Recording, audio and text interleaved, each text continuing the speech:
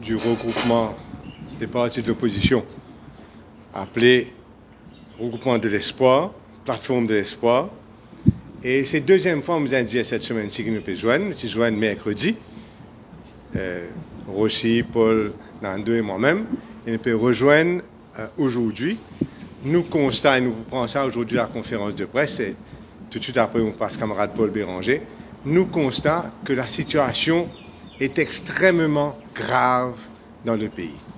La situation des ménages, il finit aggraver considérablement depuis les élections générales de novembre 2019.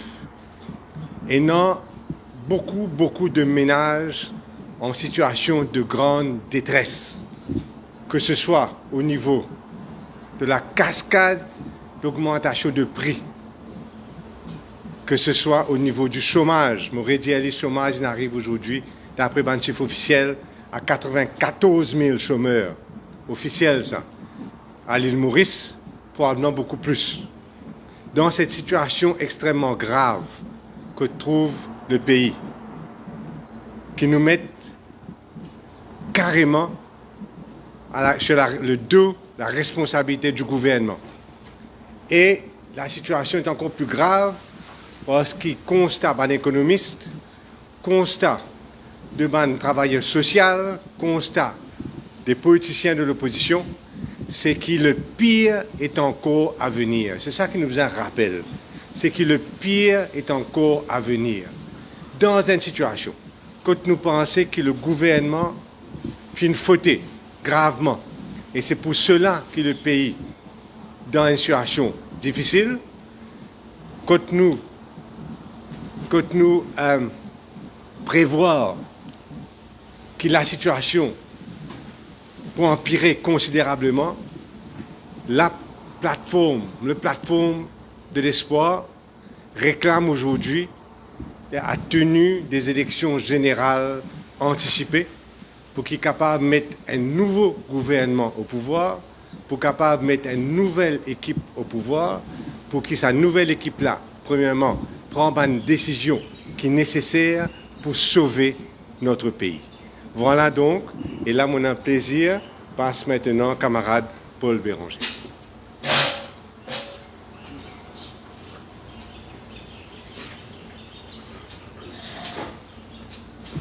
Merci Xavier. Je reprends ce que le leader de l'opposition fait dire. Situation là honnête dans le pays. Nous disons c'est dernier temps. Mais là, ce qui vient verse du l'eau du fait, c'est une augmentation de prix qui peut taper l'eau la population. Ce n'est pas la faute du gouvernement. C'est le gouvernement qui décide pour augmenter le prix l'essence, prix diesel, avec ses répercussions, tous les autres prix. C'est le gouvernement, pas la Banque de Maurice. La Banque de Maurice prend l'eau des gouvernements. Maintenant, c'est le gouvernement qui est responsable de la dépréciation, même d'évaluation de la roupie, avec sur l'effet, tout bas de prix. Aujourd'hui, c'est un drame, une augmentation de prix en général, pas la faute du gouvernement. Et ce qui est insupportable, inacceptable, c'est que le gouvernement fait tout ça, qui provoque augmentation de prix. Après, il vient avec une pseudo-mesure de subsides, 500 millions de roupies de subsides, de contrôle des prix, il va vous masser. Et ce n'est pas sur la faute qui nous, quand nous étions en ce qui concerne augmentation de prix, dépréciation, dévaluation, etc. C'est pourquoi je suis tout à fait d'accord. Situation qui détériorée net dans le pays, mais là, n'est pas capable d'aller plus loin. C'est pourquoi nous demandons élection générale sans plus tarder. Arrête faner. Le pire devant nous, comment le leader de l'opposition fait dire avec sa incompétence, et ne faut pas de sa gouvernement-là. C'est pourquoi nous quatre ensemble nous demandons élection générale sans plus tarder. Mon deuxième point concerne contribution sociale généralisée. Hier, le Conseil des ministres l'a approuvé et le bill a circulé. Le bill le Social Contribution and Social Benefits Bill, first reading, dans le Parlement, mardi prochain, présenté par le ministre des Finances. À travers ce projet de loi-là, on peut mettre en pratique dans la loi, ou peut essayer de mettre en pratique sous la loi, tout ce que le ministre des Finances dit jusqu'à présent, la contribution sociale généralisée. Il s'en son nom, on n'est plus appelé contribution sociale généralisée, mais c'est la traduction dans la loi de ce que le ministre des Finances a décidé. Dans la confusion, là, vient avec sa projet de loi. Là, nous pouvons étudier, nous vous guettons ce détail, mais nous notons qu'il fait vite avec sa projet de loi-là, alors qu'il y a une caisse, la Cour suprême, normalement pas faire ça. Quand il y a des une caisse, la Cour suprême, pas venir qu'elle la loi en 4e vitesse. Mais là, c'est ce qu'ils ont pu faire. Et il y a une lacune, il y a quelque chose qui n'est pas expliqué, alors en catastrophe, ils viennent de l'avant avec la loi, sans son nom, mais la contribution sociale généralisée devant la Cour suprême, qui peut arriver devant la Cour suprême. Et en même temps, il y a aussi contestation d'élection Pravin Jagnat avec Soban Partner dans numéro 8, qu'il a aussi Pravin Jagnat pour bien venir déposer. Alors il paraît clair pour nous que le gouvernement peut venir de l'avant avec sa Social Contribution and Social Benefits Bill devant l'Assemblée, first reading mardi prochain, avant tout à cause de sa décaisse devant la Cour suprême, qui le secteur privé a une rentaine de caisses, et l'autre devant une caisse de contestation électorale pour circonscription numéro 8. Mon troisième point, et dernier point de mon côté, c'est quelque chose qui ne passe bien inaperçu dans la presse et en général, mais quelque chose de bien important et sans précédent. Comme je connais, dans la circonscription numéro 16, un électeur, il rentre une caisse en Cour suprême parce qu'il returning officer, une autorité électorale, pas il donne lui le droit de contester l'élection dans numéro 16. Mais une affaire sans précédent, et le jugement est rendu, une affaire sans précédent qui n'est arrivée. Pour la première fois dans l'histoire de Maurice, commissaire électoral, il a dans une direction, commission électorale, il a dans l'autre direction. La commission électorale, il vient dire, et nous trouvons dans le jugement que la Cour suprême rendait, la commission électorale, il vient dire, était, si on pèse un électeur, une électrice contestée en Cour suprême, c'est anticonstitutionnel. Bien grave. Bien grave ça. Anticonstitutionnel d'après la commission électorale et ce bonhomme de loi. Par contre, le commissaire électoral, il est d'accord avec ce qui gouvernement, tu peux dire, qu'il y a un simple électeur, une simple électrice, pas gagné droit à contester une élection devant la Cour suprême. Mais il est bien grave ça, première fois. Et naturellement, le commissaire électoral, il est conseillé par State Law Office du gouvernement. Il y a des affaires bien graves. Et nous peut cause un droit constitutionnel. Normalement, un point comme ça, bizarre devant Privy Council. Parce que la Cour suprême, il rend ce jugement. Il dit, ah oui, un simple électeur et électrice pas gagné droit. Challenge une élection. Il y a un point constitutionnel. La commission électorale dit le contraire. La commission électorale dit qu'elle viole un droit constitutionnel. Mais bizarre devant Privy Council. Pas la première fois, pas pour la dernière fois. Mais bizarre devant Privy Council. Seulement, pour qui commission électorale, elle devant Privy Council, bizarre qui gouvernement, d'accord, pour finance, ça, parce que nous tous connaissons, une caisse devant Privy Council, il coûte 1, 2, 3, 4 millions de roupies.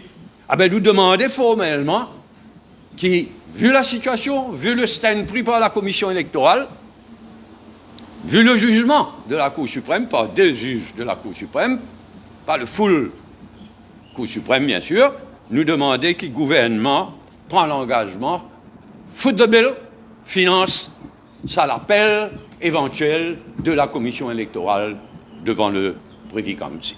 Nous pas sous-estime l'importance de ça. Il y a une caisse constitutionnelle, une affaire constitutionnelle, et c'est la première fois dans l'histoire que la commission électorale dira quelque chose, le commissaire électoral dira le contraire. Merci.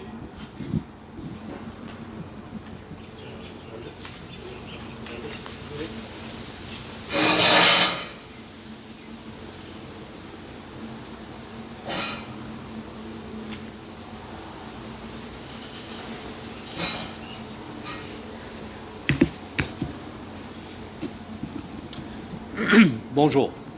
Merci de votre présence aujourd'hui. À la tête du pays, nous avons une crise de leadership parce que nous ne pouvons pas connaître dans quelle direction nous pouvons aller. La crise est à la fois l'incompétence concernant la finance, gestion économique du pays. Nous avons un budget qui finit un flop avec une flambée de prix qui finit matraque tout le monde. Nous avons une crise sociale, on peut dire des mots, la gestion de la Covid et surtout la rentrée scolaire.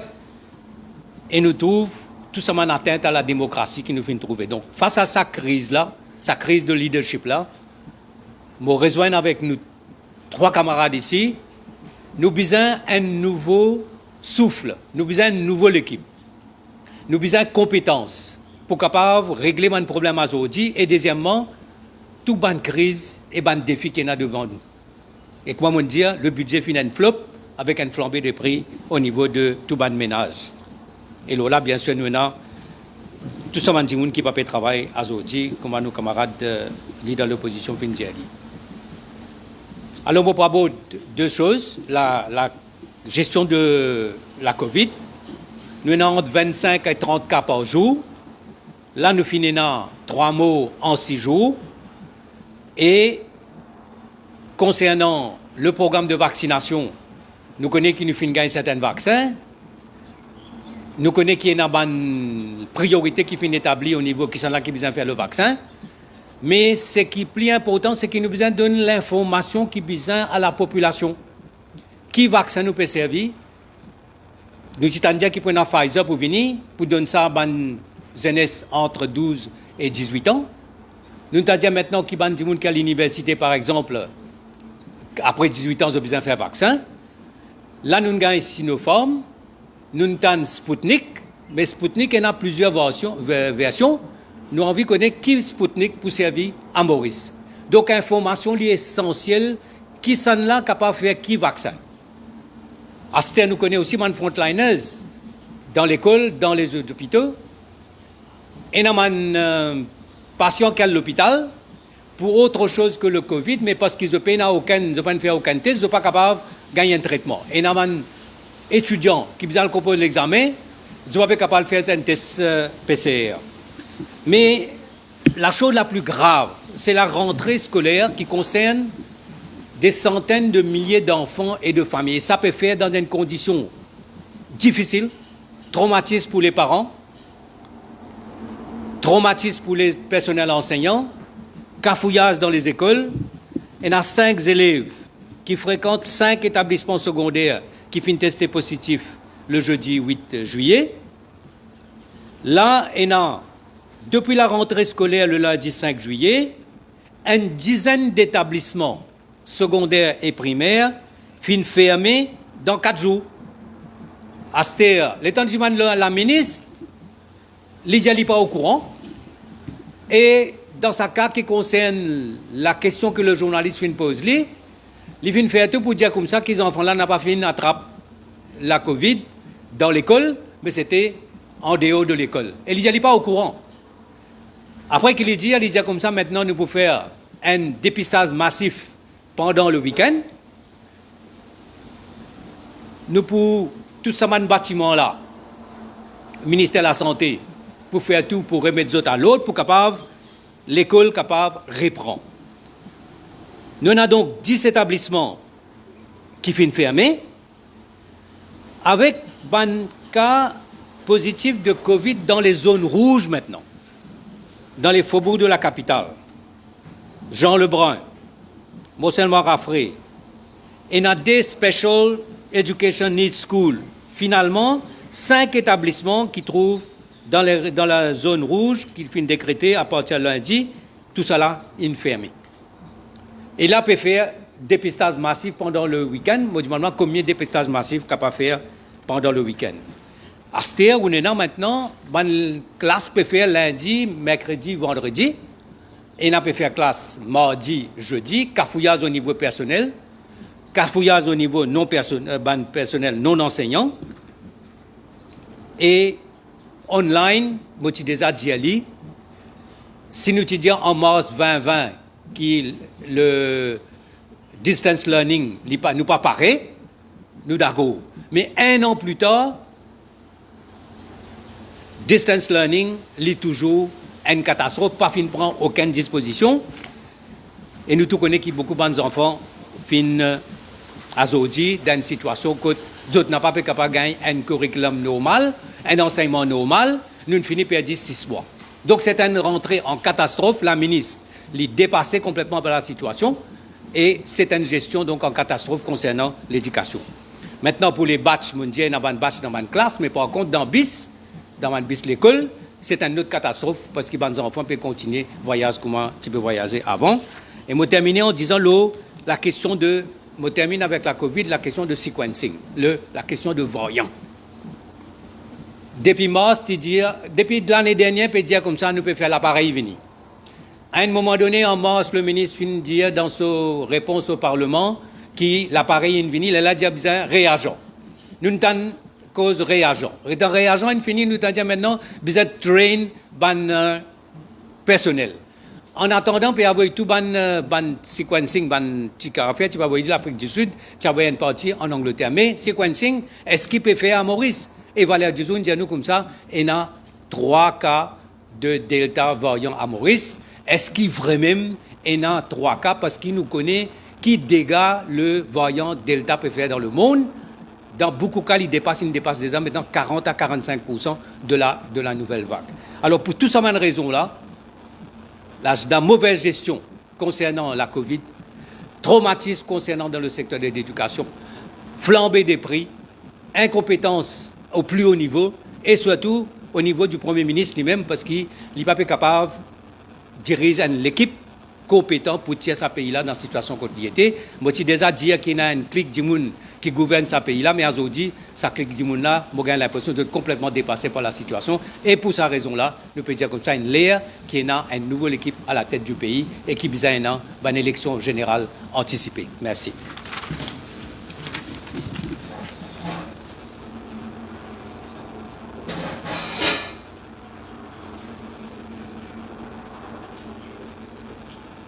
Bonjour, chers amis de la presse. Alors, je rejoins tous nos camarades qui me causaient avant moi pour dire aussi que la situation est intolérable et qui nous donne une situation aujourd'hui que s'il continue, ben, nos pays finissent cool net. Et c'est la raison qui fait nous demander une élection générale anticipée. Parce qu'il n'y a pas d'autre solution. Et là, je lance un appel à la population aussi qui il arrive là pour tout le monde dans Maurice à se dire qu'il besoin mettre élection parce que la situation n'est plus capable de tolérer. Quantité qui du monde peut souffrir. Tous les jours là nous au terrain nous pouvons trouver qu'il nous arrive à un niveau de souffrance que dans du monde pas capable de manger. Qui besoin arriver plus que ça dans le pays pour qu'il y ait un changement de gouvernement à ce terre. Et quand nous voyons ça une façon qui se t'embête du monde, zette la fumée dans les yeux du monde. Pas plus tard qu'hier, jeudi grand matin, je peux vous dire, où à cette heure, vous connaissez tout ça flambé des prix qui ont de faute.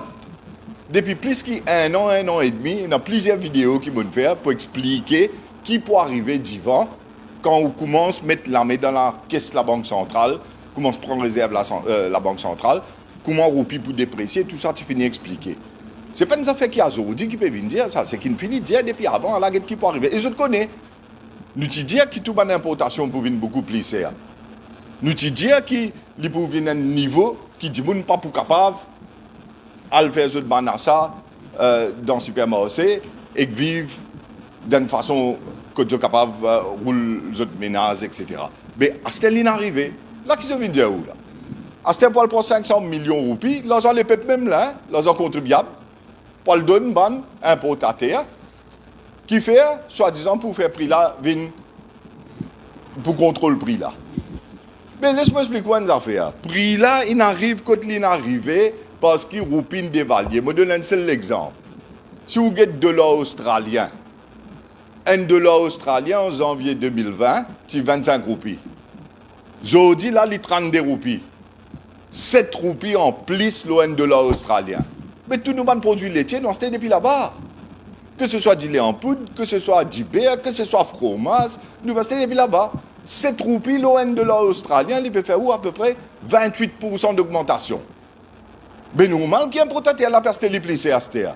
Et normal qu'il quand il passe ça dans la chaîne de distribution, qui c'est le consommateur qui peut le payer. Et là, qui se peut dire, où parle pour 500 millions de roupies, là, ont contribué à Bastia, puis elle donne un importateur, soi-disant pour mettre prix là dans un certain contrôle. Mais qui c'est là qui la faute? Pas de dire qui peut arriver?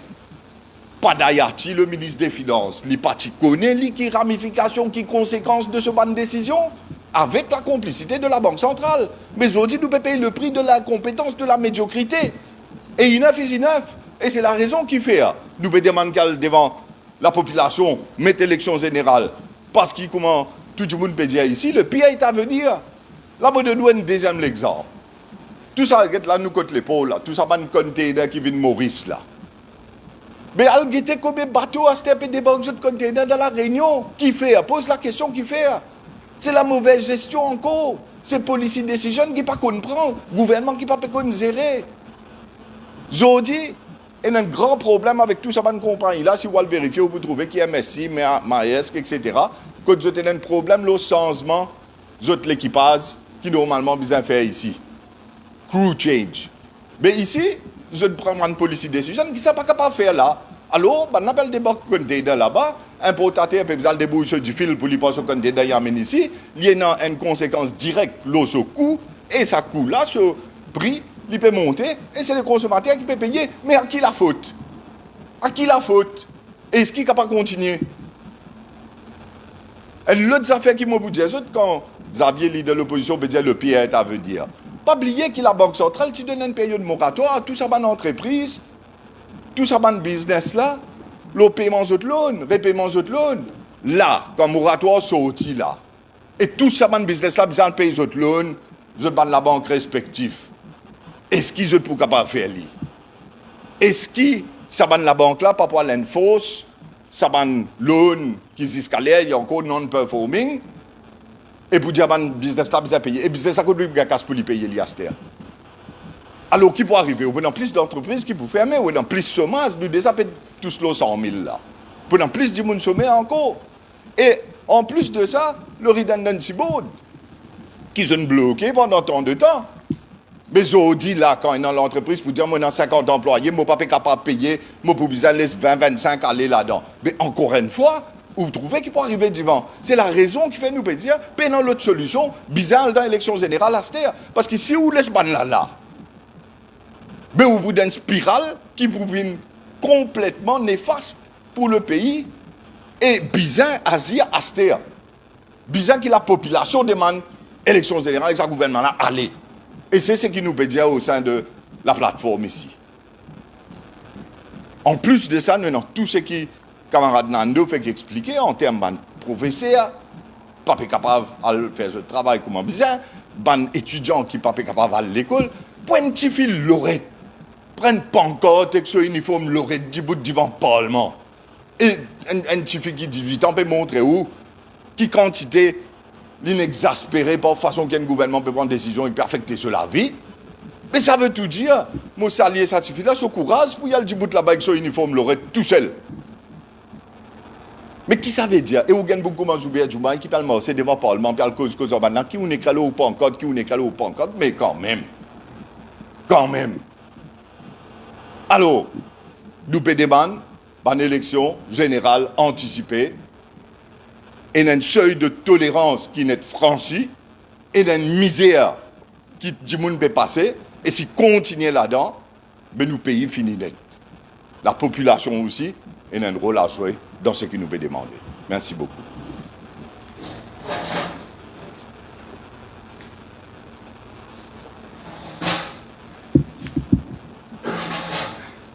Merci, tout bon camarade. Mon premier point concerne dépréciation de la roupie. Ici, l'incompétence a son apogée. Tout ministre des Finances connaît que jamais un ministre des Finances par cause de valeur la roupie. Voici comment vous ouvrez la bouche, vous avez la fanée, l'ODR la fanée. Et nous pas fait. Ici, je suis étonné, surpris, choqué par une déclaration du ministre Padayachi lundi qui nous repris dans la presse. Et je peux dire, tout le monde camarade pour comprendre facilement ce qu'il m'a pu dire. Et ça, c'est ce que le ministre Padayachi dit rapporté par ce journal-là. D'ailleurs, le rapport du FMI estime que la roupie mauricienne est surévaluée de 30 à 40%. Ça, FMI nous a dit dans ses oreilles, ça. Pas de mettre ça dans ce rapport, c'est ce qu'il peut dire. Là. Ça, je suppose, FMI, il dit ça, Padayachi dans ses oreilles. Qui peut dire à tout le monde? Il peut dire à tout le monde que la roupie qui est bien dévaluée jusqu'à présent, il est encore surévaluée et qui FMI peut dire à nous comme ça, que dans les mois à venir, la roupie pour besoin d'évaluer 30 à 40% encore. Vous connaissez, j'appelle ça un self-fulfilling prophecy, ça. C'est-à-dire, vous pensez que la roupie pour dévaluer, si suffisamment de monde pense que la roupie pour dévaluer, les là, il dévaluer. Parce que tout le monde garde 400 $, en euros, en livres sterling, ou bien acheter et vendre roupies, et il est automatiquement dévalué. Donc, le pire est à venir parce que la dépréciation, dévaluation de la roupie, d'après Padayachi lui-même, ne fait que commencer. Ne fait que commencer. Et c'est ça qui est grave. Et là, nous venons bien sûr. Un bon exemple du mismanagement, de l'incompétence au plus haut niveau de l'État mauricien. Nous constatons une désorganisation extrême. Dès 3 semaines de cela, mais des roupies, l'eau, l'essence, des roupies, l'eau diesel, qu'est-ce qui partit bien parce qu'il y a déjà 20 milliards pour rester à la fin de cette année financière, parti bien augmente l'essence et nous connaissons le diesel, nous connaissons sur ramification. 2-3 semaines après, panique dans le camp, population en colère, manifestation pévini et là, nous trouvons une subvention qui supposément peut faire. Je dis supposément, parce qu'il ne faudrait pas non plus qu'il nous arrive à faire face à une arnaque. Et là, je vous prends quelques détails. Premier ministre lui-même, Parvin Jagnat, vient dire comme ça, qui il pour mettre 15 roupies subsides l'eau du lait farmland. 15 roupies subsides l'eau du lait farmland. Alors que, quand nous guettons prix du lait farmland, nous fait checker hier matin, avant ce ban annonce, prix du lait farmland, c'est déjà moins ou presque pareil que prix après subside. Et il peut mettre 15 roupies. Mais prix là déjà, c'est qui prix là déjà 208 roupies et il peut venir dire qu'après ce subside, prix là vient 208 roupies. Et même, oui, le promo price. Prix aujourd'hui, vous êtes dans Intermart, dans tout ça là, vous trouvez prix farmland est 208, 209 roupies. Mais d'après Pravin Jagnat, vous allez mettre 15 roupies subside pour les vins 208. Mais 15 roupies là, pendant qui pose à l'eau? Ça, la monnaie contribuable là, pas pour importateur, parce qu'il est déjà à ce même prix là. Alors que si vous mettez 15 roupies subside, l'eau 209 roupies, vous gagnez un prix de 194 roupies. Et non pas, comprends-moi? Donc, moi j'espérais donc que tout le monde comprend que ça va un prix qui est publié hier par Pravin Jagnat là, il est déjà exagéré et qui ban importateur et ban commerçant déjà peut vendre à beaucoup plus bas que ça. Que ça subside là, on dirait un épée dans du lot, car cela parle d'un poste importateur, c'est tout, parce qu'il y a un prix là déjà plus bas. Un autre affaire, moi, besoin de dire, c'est quel est le vrai chiffre de l'inflation. Tout le monde dans l'opposition fait une critique Statistics Mauritius, parce qu'il a déclaré que l'année dernière, l'inflation était 2% seulement, c'est-à-dire jusqu'à juin, et que cette année-ci, il est pour 4%. Alors que nous trouvons qu'il y a un chiffre qui Pravin Jagnat lui-même a donné hier, il peut dire comme ça, que de l'huile fin sortie début de l'année de 47 roupies, il vient 76 roupies. C'est-à-dire 70% l'augmentation. Qui margarine est sorti 60 roupies, il vient 86 roupies. 43% l'augmentation. Qui lentilles, il sorti 21 roupies, il vient 26 roupies. 23% l'augmentation. Fromage, etc. Donc, les mêmes Pévinjaou, qui se siffle l'inflation qui est déclarée par Statistics Mauritius, n'est pas valable, surtout pour les gens qui sont au bas de l'échelle. Donc, voilà, moi, j'ai 2-3 points pour dire. Moi, dire aussi que là, il y a 250 produits qui, soi-disant, peuvent gagner une pseudo-subvention du gouvernement. Mais si vous allez demain dans un supermarché comme un Super U, vous connaissez combien l'article est en tout? Dans un supermarché comme un Super U, il y a environ 40 000 articles. 40 000 articles. Donc là, il n'y a même pas une goutte d'eau, pas une demi-goutte d'eau dans la mer, ça, ce qui peut dire nous là. C'est infime. Il est infime et sur l'effet sur les ménages, sur le purchasing power des ménages, là, il est infime. Voilà un petit peu. Et moi, besoin aussi dire comme ça, que pendant débat budgétaire, tout les membres de l'opposition, ils soulignaient que d'après les chiffres de Padayachi, TVA, recette TVA pour cette année courante-là, pour augmenter par des dizaines de milliards de roupies. Et nous tous y réalisé que ça, l'augmentation par des dizaines de milliards de roupies-là, est due à la dépréciation de la roupie. Donc là, ce qui Padayachi fin faire, et Pravin Jagnat fin faire, je peux collecter à travers la dépréciation en roupie des dizaines de milliards de roupies en plus qu'en TVA. Comment ça? Parce que quand on importe quelque chose, tout de suite, je frappe TVA sur sa valeur en roupie, non pas sa valeur en devises étrangères. Et quand la roupie dépréciée, au lieu de fait de rentrer pour 100 roupies, il peut rentrer pour 120 roupies, TVA il augmente en conséquence. Donc, il y a des dizaines de milliards de roupies qu'il peut recevoir en plus en TVA. Et là-dedans, il peut faire quoi? Qu'il prend 500 millions pour soulager la souffrance de la population, alors que le grand gagnant de la dépréciation de la roupie, c'est la Banque de Maurice qui voudrait un peu ce balance sheet, et le ministère des Finances et la MRA qui pourraient recevoir des dizaines de milliards en plus.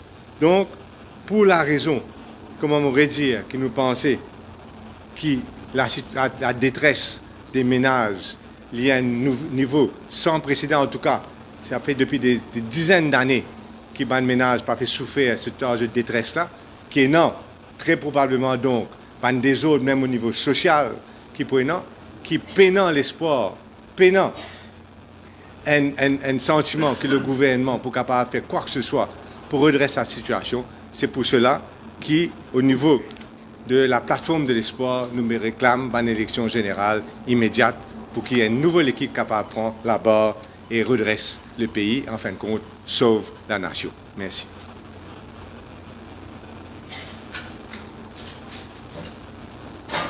Maintenant, s'il y a des questions, avec plaisir.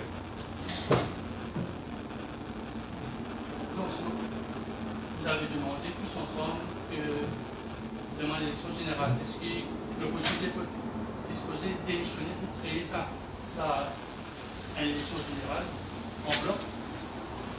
Nous reconnaissons, pour moi, et pour tout le camarade, c'est qu'il ne pas penser qu'il y a une démission au niveau de l'Assemblée nationale des membres de l'opposition, que ça a des faits là, premièrement. Et second, ils ont toujours ça danger qui nous laisse le Parlement entièrement dans la main du gouvernement que je fais n'importe quoi. Nous déjà discuté ça plusieurs reprises, ce n'est pas la solution. Rester indique complètement pour le gouvernement dans le Parlement, ce n'est pas du tout la solution. Et en plus, il y a une marée ambiguïté dans nos constitutions. 3/4 de quoi?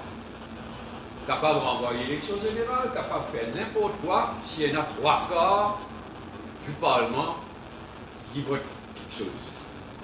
Et il y a une ambiguïté dans la Constitution, 3/4 de quoi?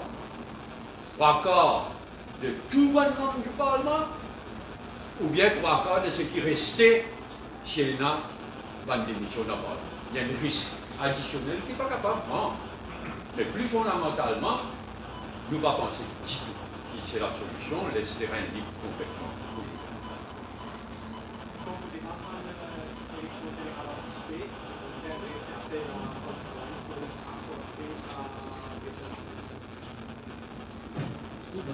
C'était jamais le but de l'opposition de faire une prochaine élection générale à 3.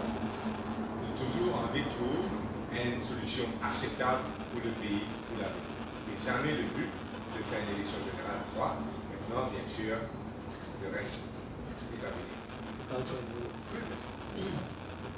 Vous finissez toujours dire qu'il vise à rassembler toutes les forces de l'opposition, qu'il y ait l'opposition parlementaire ou l'opposition extra-parlementaire. C'est la seule solution contre le régime. Dans l'élection générale, quand même, c'est bien pour que la démission du gouvernement.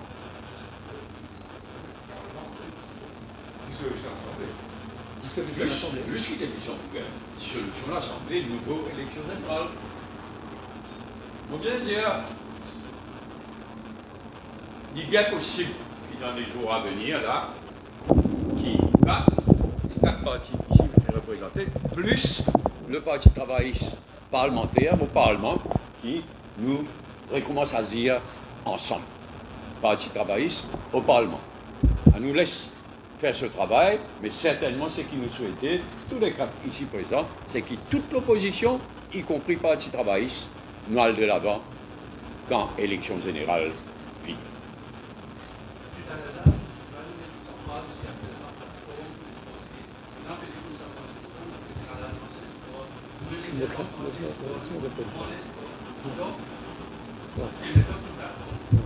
C'est ça. Il y a un rassemblement de toutes les forces de l'opposition. C'est la question de l'espoir qui fait l'invini quand nous discutons. S'il y a un mot qui nous ressentit dans la population, c'est un nouvel espoir. Et qui est un nouvel espoir pour un nouveau l'île Maurice. Avec tout le problème qu'il nous peut trouver, crise, incompétence, corruption, la drogue. C'est pour ça. La question de l'espoir, c'est un thème fédérateur. C'est un thème de rassemblement. Oui, c'était ça l'idée d'ailleurs autour des nous. L'idée, c'était un rassemblement de l'espoir, pour donner un espoir à la population. Nous ne constatons que ça vaut l'alliance là, avec ce qui nous passait dans les passés, il n'est plus passé ça vaut là. Donc, what's in a word? Mais parfois, il y en a beaucoup qui chose in a word. Donc, nous laissons tomber ça vaut l'alliance là, c'est un rassemblement de l'espoir, et demain, nous espérons un rassemblement de toute l'opposition. Pas à n'importe quelle condition, mais un rassemblement de toute l'opposition. Un rassemblement toujours capable de faire autour d'un projet de société. Qui nous tous d'accord, qui nous rassemble la force pour faire une mission, un pacte de confiance avec la population et nous faire autour d'un projet de société et autour d'un programme, nous tous d'accord. C'est-à-dire que ce sera ça la mission pour le rassemblement de l'espoir.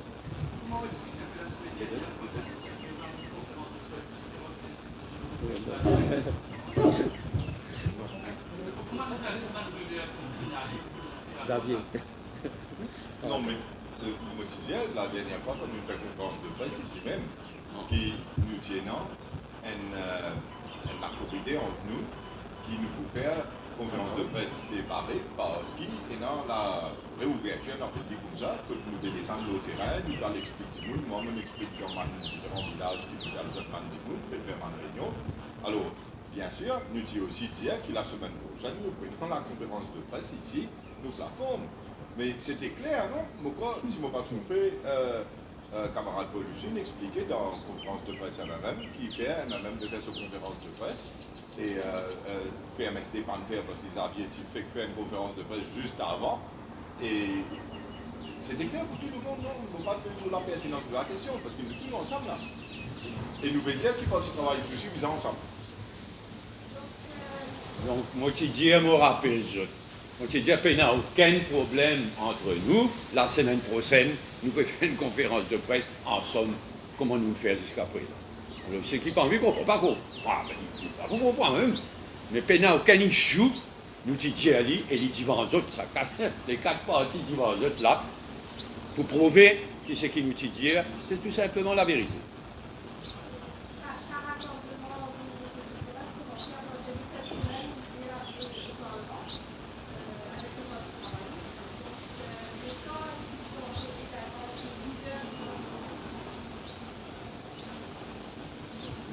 Il y a de moi-même qui me dit ça, on dit nous qu'à prévoir qui dans les jours à venir, pour une l'unité de l'opposition au Parlement. le dirigeant du Parti travailliste au Parlement, c'est Ravin Boulel, nous vous joignons probablement de part et d'autre, nous avons guetté. Mais là, pour le moment, il y a 4 partis.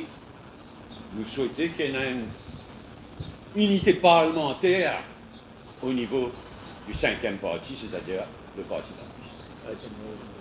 Mais nous finissons toujours une ligne de communication au niveau des partis. Le leader de l'opposition finit toujours en contact avec le chef de ville, qui au niveau de PNQ, au niveau de Question Time. Donc nous finissons un travail en commun qu'il fait. La ligne de communication finit toujours là. Aujourd'hui, nous pouvons continuer dans la ligne.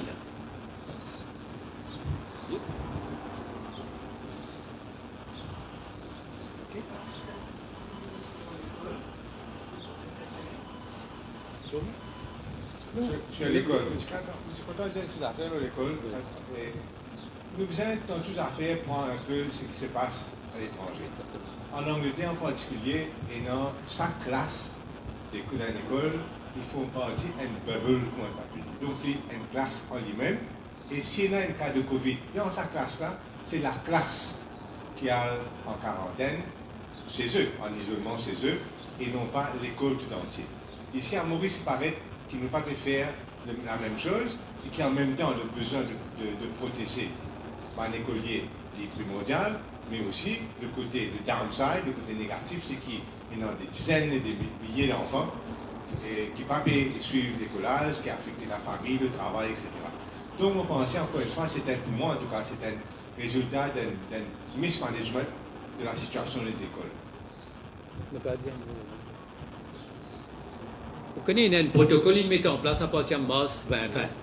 Mais pas fini, aucun document officiel n'a pas fini d'envoyer dans l'école. Là, pour la rentrée. Il y a un dialogue. Il y a un dialogue entre le personnel enseignant, le personnel non enseignant, les parents et aussi l'établissement avec le ministère, les 2 ministères concernés. Pour trouver une solution. Sinon, ce qui peut arriver là, nous pouvons attendre un cas, panique, l'ambulance peut venir, ferme l'école et à la fois traumatise les parents, les élèves, les professeurs et l'établissement. Madame la ministre, quand il sortit dans ce moment, quand il était la cour, il dit comme ça, il n'est pas même au courant qu'il tient le cas dans une école. Et il dit comme ça, ben ok, ce que nous pouvons faire là, nous pouvons faire désinfecter l'école et après nous pouvons prendre l'école lundi. Mais nous ne pouvons pas prendre une solution comme ça. Nous avons une solution pour chaque école, chaque établissement, guette le problème et prendre tout le monde concerné.